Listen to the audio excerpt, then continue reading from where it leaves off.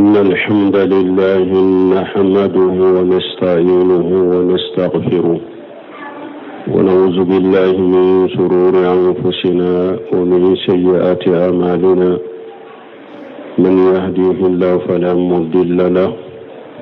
ومن يضلل فلا هادي له، وأشهد أن لا إله إلا الله وحده لا شريك له، وأشهد أن محمدا عبده ورسوله صلى الله عليه وعلى آله وأصحابه وسلم تسليما كثيرا. أما بعد، عباد الله، ما أشروا تسرم الأيام وتعاقب الأزمان. فبالأمس ودعنا رمضان، وها نحن اليوم نستقبله، وهكذا أصبحت عملية الدنيا تدور بسرعة مجهلة، فأصبحت سنة كالشهر، والشهر كالأسبوع، والأسبوع كاليوم، واليوم كالساعة، والساعة كدرمة بالنار. كما قال صلى الله عليه وسلم، وقال رسول الله صلى الله عليه وسلم: لا تقوم الساعة حتى يتخرب الجمال، فتكون سنة كالسهر، والشهر كالجمعة، والجمعة كاليوم، وتكون اليوم كالساعة، ويكون ساعة كالدرمة بالنار. أمبي الله تنو، أمبا يفدني، أمبا دمنيني، أمبا من ألا في أكام كسي كباني ركون تورو منان كبارا جمو. نيالي جومين كندا ودي كندا بغاي، نيالي جومين فيلي كندا بغا تسرنا. ambe seria ma site min ni bato ala makka kani ala kelen tawte jonyogonte ala la ambe seria muhammad wala ka jondo wala ka chire ndo kisini ne mabuka note mina ka boy ala ka jo anka do shisha tilemo ubani akateli de tilo kateli wakati ɲɔgɔn falen a ka teli. A ma mɛn an bɔra sunkalo la ka sunkalo sara ɲɔgɔnya, bi an filɛ sunkalo kunbɛ ɲɔgɔnya la tuguni. Awa diɲɛ yɛrɛ ka kow kɛra ni lahala de la, o b'a kɛ ka ban teliya la. San bɛ kɛ komi kalo, kalo bɛ kɛ komi dɔgɔkun, dɔgɔkun bɛ kɛ komi tile kelen, tile kelen bɛ komi, a bɛ kɛ komi ɛri kelen, ɛri bɛ kɛ komi tasuma minɛ wagati. Bari cilen ka hadisa de nana min na dɛ, a ko diɲɛ tɛ wuli abada fo wagatiw bɛ gɛrɛ ɲɔgɔn na, wagatiw bɛ surunya ɲɔgɔn na. San bɛ kɛ komi kalo, kalo bɛ kɛ komi dɔgɔkun, dɔgɔkun bɛ kɛ komi don kelen, don kelen bɛ kɛ komi ɛri kelen, ɛri kelen bɛ kɛ komi n'i ye tasuma minɛ. Waatiw tɛlɛtɛlɛyali min filɛ nin ye, sanw tɛlɛtɛlɛyali min filɛ nin ye, nin kan ka kɛ wajibi ye hadamaden kelen kelen i ka ɲɛnamaya kɔnɔ i k'i janto yɛrɛ la. I ka fɔta ni ka kɛtaw i k'i janto yɛrɛ la. Wagatiw ka teli, diɲɛ ka teli, sanw ka teli, ɛriw ka teli, donw ka teli. Mɔgɔ kelen kelen k'i janto yɛrɛ la ka miiri ka taasi. Kuma fɔtaw, baara kɛtaw, minnu b'i nafa i ka diɲɛ ɲɛnamaya kɔnɔ, minnu b'i nafa i ka lahara ɲɛnamaya kɔnɔ, i ka olu dɔ tɔmɔ k'o kɛ. I ka tɔɔrɔ bɛ fɛn o fɛn na i ka ɲɛnamaya la diɲɛ, i ka tɔɔrɔ bɛ fɛn o fɛn na lahara, i k'o ye k'o to ye. Siw ka teli, wagatiw ka teli. Al-ummata آلنا تستقبل ضيفا كريما وموسما عجيما جعله الله ميدانا يتنفس فيه المتنافسون ثم دمار يتسابق فيه سالهون ومجالا لتهجيب النفوس وتزكية القلوب بل من سلام منتم باكك دونان دوكم بسيسا دونامي ni akabbo kosobe ani tereti minna akabbo ala ya ke kenemi ni nyogonda mbago be nyogonda ala ni mo nyimo be nyogonda ala ani hera ke bago ni be nyogonda ala ala yo dumayinke o kanoyi ala ya ke wakati min hada madum bun kan ni seneyaw kono kaddu sukun seneyaw kono nun be seneya kono du sukun be seneya kono shahru ramadan o yakalo jumaye sungalo shahru siyam wal qur'an shahru qiyam wal ihsan shahru jud wal kufran bal mo sungalo sun kakkalo de do qur'ana kakkalo de do joli kakkalo do numaya kakkalo do funnan shira kakkalo do junubu ya fa kakkalo do hada madin kelen ki yere labbe nyanya mun be nyogonda ta ya yere labbe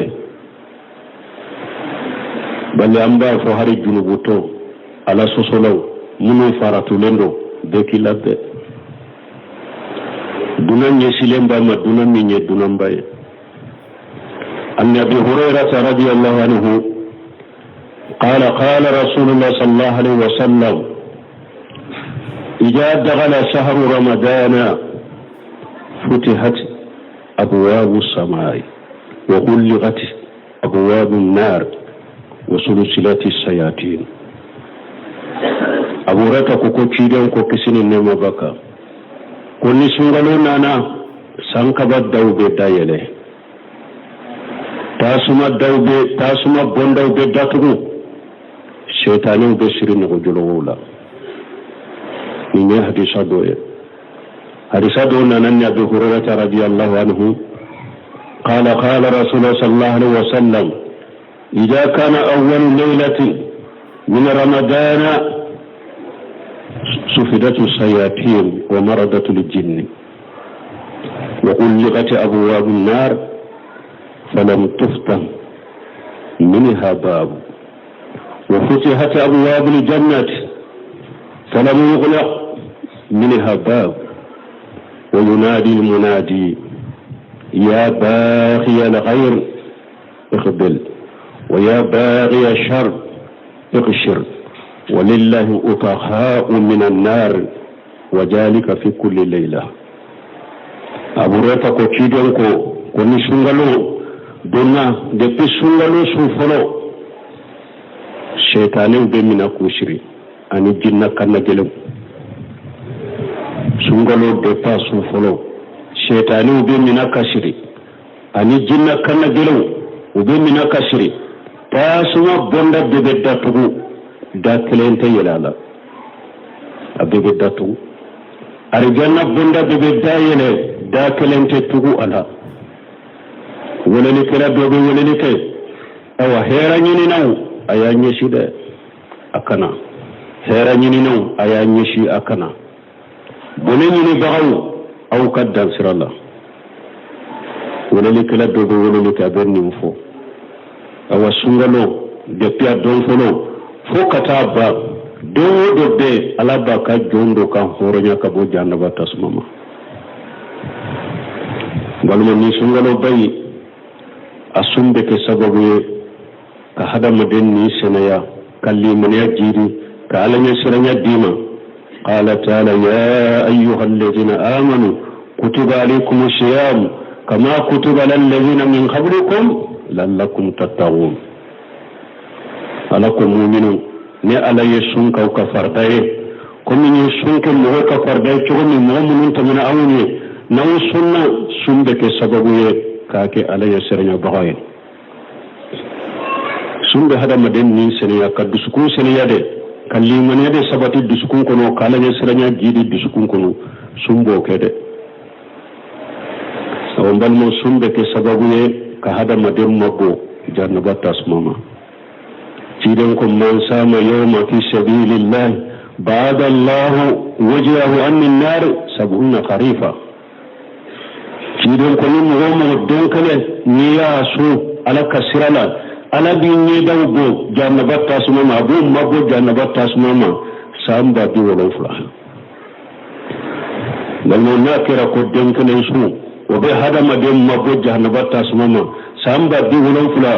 sungale mu'min sunido to wombal man ka do sungalo sunu min fule ne silamiya joshen do da fana buni al-islam ala khams shahadatu la ilaha illallah wa anna muhammadar rasulullah wa iqamis salat wa ita'i zakat wa sawm ramadan wa hajj al-bayt min ista'ila sabila sungalo sunu ne silamiya joshen do da na be ciiden ka disa sahalen kono chogomi jose do jose fana ala ko hadisul qudsiya kono ma taqarraba ilayya abdu bi shay ahabbu ilayya mimma aftaratuhu alayhi ako jo imi yire ne ala la nibato shiye min kadinye kateme min farda ya ika galmo sungalo suni abeke sababu ye ka hada maden ka junubu miso ku ya fa iye قال صلى الله عليه وسلم من صام رمضان إيمانا واحتسابا غفر له ما تقدم من ذنبه سيدنا قالوا أقول مؤمن سنغلو سو إلي من نندوني عليه كاسوني لمن يأي كاسو فنا إبادو فنا كو على بسر الله غرا يوم القيامة دو كو أبك سببه جنوب بلا كو جنوب مشي على بابي يافيه bika junubu be yafa balmo sungalo suni sirade do katari jannama de sungalo suni ye sirade na batigi sama katari jannama qala sallallahu alaihi wasallam inna fil jannati baban yuqalu lahu ar-rayyan yadkhulu minhu sa'imuna yawm al-qiyamati fala yadkhulu ma'ahum ahad khayruhum يقال أين السائمون فيدخلون منه فإذا دخل آخرهم يغلق فلم يدخل معهم أحد حديث سهل كنو تيدن كو أكو بندا دوبه أرجانا كنو كو بافو أما كوريان كو أرجانا بندا دوبه أرجانا لا كو بافو بندا إما كو أريان كو بندا sumbago de be do kono ko mo shite do arjanna ka bonda minya arayanu ye mo shite do akono ni sumbago to yo malaka mado o ba ko sumbago be ni sumbago nana no donna kono o be dani so mo shite do ka faruka donc sungalo sunni yo oye sirado kata arjanna ma arjanna doni balmo sungalo sunnin beke qur'ana munun be kala hada maden ka su ani ka qur'ana kala ubeke sababu de ka ala dele yawmal qiyamah do shi don ka siyam wal qur'an yusafiyani lil abdi akosu ani qur'ana ko be sunni dunya ala dele de kay jonye yawmal qiyamah do sumba fontiki ala ne ya bali aka dumunima ana kan nin dumo ala atonne qur'ana bafo ntigi ala ne ya bali aka sufe sunuma ala atonne tide ko fulabe ala daliye ulube sungalo kono balmo sungalo kono na ana to fule min fa samanta chaman bala asunni fargaye a joli sunnaye shirin ko afusu salama wati muta'ama وصلوا بالليل والناس نيام تدخلوا الجنة بسلام. في دون قوي فوري جنساني نغنشي أكا قوة لا دمني أكا صلي سوفلا كمغو توتو سينغلا أبدو أرجانا كونو نكشي. من قام رمضان إيمانا واحتسابا غفر له ما تقدم من ذنبه. hadisa dola ciden ko ni mo min sungalo jo alaye kan nafila alaye ni yirelli manalin bala idalen bala ko ala de ya awa ake sunna yika ibado ala bi sarala fana ko abeke sababu ki ka julgo misaw ya fa iye ko mballe sungalo ko nala misiru an kata salli jama misirula ni sallira almami no ke ikato almami no fe fo salli be ka ba nyana yibo braji soro har ni subbe ke sino la fana ala be sufela mume braji fana dima nafila la inna rajula idha sallama al-imam hatta yansarif usiba lahu qiyamul layla riwaya dola kutiba lahu qiyamul layla fiden ko mo akoni tara misrila isallira kafara limamika foka tasalli be ba'inyana ko sofela mume baraji nafila baraji we ko la bataka dima ni hadisa sale an kan jija sungalo kono la balma sungalo kono la an kan jija forman shiriya wala ani nyuma yaw balma sungalo an kan ka kumbe ni munye ko damado be an ka sungalo kumbe ni onani oye afolo ye munye an ka tubi ka bo an ka jurgu la munun temena sungalo kan ka seniyalen so wa tubu ila allahi jami'a ayyuhal mu'minuna la'allakum tuflihun tubu tende buyo an kan tuba nya la soso la udewa an kan tuba nya kafiri da yawa an kan tuba nya munafiki da ayi wa tubu ila allahi jami'a ayyuhal mu'minuna mu'minu yere tubiyo ala ko beka sabi kata alama abeka tubi kata alama mu'minu na yoke abin mu'mini ala ta abo sura be siram min ala ba kisama ya ayyuhal ladina amanu tubu ila allahi tawbatan nasuha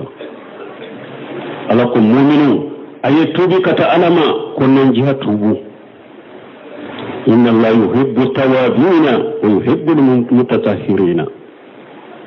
ala be tubu bawo de fe ala be mo seneyale unde fe an ka tubi kata alama awa junubu site ko o kabbo tubuma ciden ko sallallahu alaihi wasallam inna allaha yabsutu yadahu bil-layli liyatuba musii'a an-nahar wa yabsutu yadahu bin-nahari liyatuba musii'a al-layli hatta tatlu shams min maghribiha ciden ko soso ala ba bulo pense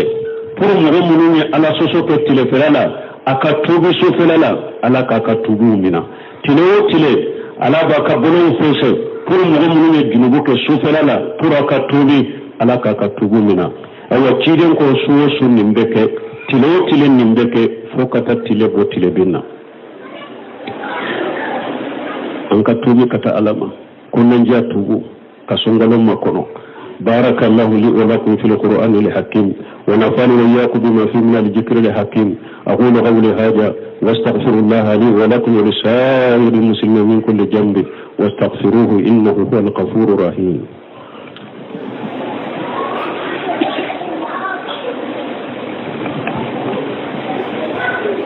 الحمد لله رب العالمين والصلاة والسلام على نبينا محمد وعلى آله وصحبه وسلم تسليما كثيرا أما بعد قال صلى الله عليه وسلم تورد الأعمال إلى الله يوم الخميس ويوم الاثنين فيغفر الله لكل أمر لا يشرك بالله شيئا إلا أمر كانت بينه وبين أخيه شحناء فيقول اتركوا هاجين حتى يستلهيا bal mo an kan kam munke ka sungalo kumbe nyogonya ka yafa nyogoma ciren ko baraw be ira ala misa ani tene ala be yafa hadamaden kelen kelen ma hadamaden ni ma fulana fara ala ka ala be yafa ima abi ka junubu yafa ye foni mɔgɔ min dɛ ni min ye jɔlɔ datige ani dumuni kɔnɔya ni o bɛ mɔgɔ min n'a ka balima cɛ ala b'a fɔ malikɛw ma ninnu fila ka junubu yafa a y'a to ye fɔlɔ ninnu fila ka junubu yafa a y'a to ye fɔlɔ ninnu fila ka junubu yafa a y'a to ye fɔlɔ f'u ka bɛn wagati min balimaw silama minnu ni datigɛ bɛ ani ɲɔgɔn cɛ juguya bɛ ani ɲɔgɔn cɛ sunkalo ba in nalen filɛ sunkalo bɛ mɔgɔ minnu ka junubu yafa aw sen t'a la dɛ a ye yafa ɲini ɲɔgɔn fɛ sani sunkalo in kana قال صلى الله عليه وسلم لا يحل لمسلم أن يهجر أخاه فوق ثلاث فمن هجر أخاه فوق ثلاث فمات دخل النار تيدون صلى الله عليه وسلم أكو أتدق سلامايه إكي داتك إبنما سلامنا دنيا قولا كتمت لسبكا أكو مغمغني داتك إبنما سلامنا كتمت لسبكا نسارا إبتاسما كنودك داتك دا أماني دا حديث ورلا لا يحل لمسلم أن يهجر أخاه فهو ثلاث فيلتقيان فيعرض هذا وغيرهما الذي يبدأ بالسلام تيدون قتدك سلام فلاي أكادات بنغنا نو بنا نمبا كود منا تيدون قتدك سلام فلا كانوا وكذا ناكا فلا سوهرا ما يجمعي نمبا تونيغو دامنا نفولي na datigilen bɛ ɲɔgɔn na e min bɛ to ɲɔgɔn daminɛ ni foli ye pour datigi in ka bɔ ni ɲɔgɔn cɛ e de ka fisa i to ɲɔgɔn in ye an kan jija o fana la ni sunkalo bɛna wagati min a k'a sɔrɔ dusukun jɛlen don ka taa ɲɔgɔn na datigɛ tɛ ɲɔgɔn juguya tɛ bɛsɔnkɔniya tɛ o de bɛ kɛ sababu ye junubu bɛ yafa balimaw an bɛ mun wɛrɛ kɛ ka nin sunkalo bɛn kunbɛn hadamaden ki janto yɛrɛ la sunkalo kɔnɔna la i bɛ sun minnu kɛ i bɛ farida salli minnu kɛ i bɛ nafila minnu kɛ i bɛ sarakati minnu kɛ i k'a bɛɛ kɔlɔsi a ka bɛn a ka kɔlɔsi ala ye a ka bɛn ciden ka sunna ma الذي خلق الموت والحياة ليبلوكم أيكم أحسن عملا وهو العزيز الغفور تمام آية سورة الملك كما فضيل بن يادي أكون آية توسير لا أكو أقلصه وأسبابه قيل يا أبا علي وما أسبابه وما أقلصه قال إن لأمل إذا كان خالصا ولم يكن صوابا لم يقبل إذا كان صوابا ولم يكن خالصا لم يقبل حتى يكون صوابا وخالصا الخالص أن يكون لله وصواب أن يكون لسنة وتلا قوله تعالى فمن كان يرجو لقاء ربه فليعمل عملا صالحا ولا يشرك بعبادة ربه أحدا فضيل بن ياد آية توسيري ليبلوكم أيكم أحسن عملا ako bara sawoma ani bara kalasile ko ala kambo de made bara bate bara chamante de ala ye sayada kanyana mayada pour kawla jarabi min ka bara kanye ako bara munye bara sawoma ani bara kalasile adon fulu de to ko ali ko ali fa bara kalasile mi bala sawoma fa na jumaye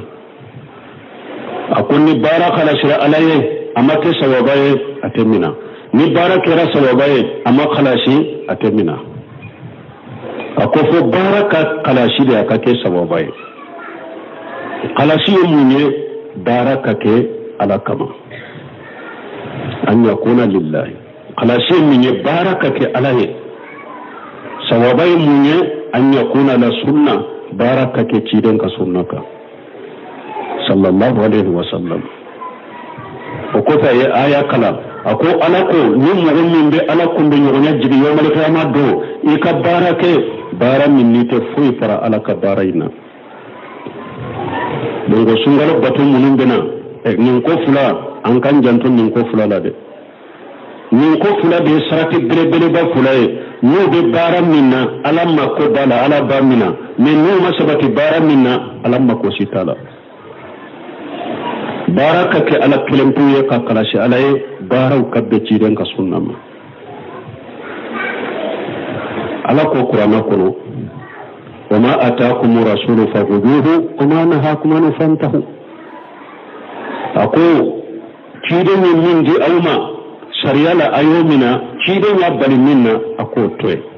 wa qala sallallahu alaihi wasallam man ahdasa fi amrina hada ma laysa minhu fa huwa raddu وفي الرواية من عمل عملا ليس عليه أمرنا فهو رد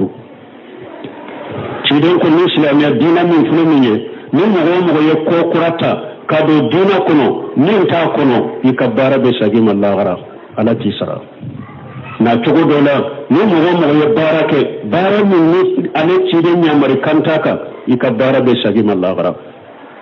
donc on kan janto barake tawla min fotaw min fen fulaka sabatu kono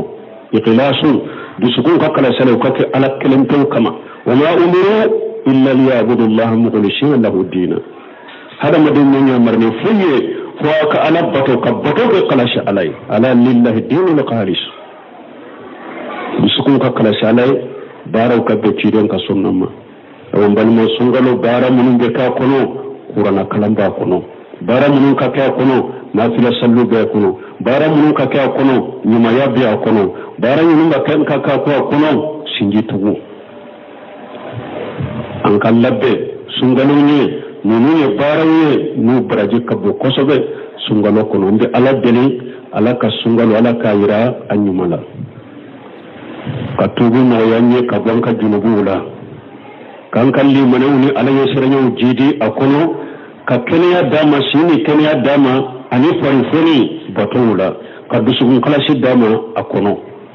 ربنا آتنا في الدنيا حسنة وفي الآخرة حسنة وقنا عذاب النار ربنا لا تزغ قلوبنا بعد إذ هديتنا وهب لنا من لدنك رحمة إنك أنت الوهاب اللهم اجعل الإسلام والمسلمين وأذل الشرك والمشركين ودمر أعداءك أعداء الدين برحمتك يا أرحم الراحمين اللهم صل على محمد وعلى آل محمد كما صليت على إبراهيم وعلى آل إبراهيم إنك حميد مجيد وبارك على محمد وعلى آل محمد كما باركت على إبراهيم وعلى آل إبراهيم إنك حميد مجيد وآخر الدعوانا الحمد لله رب العالمين.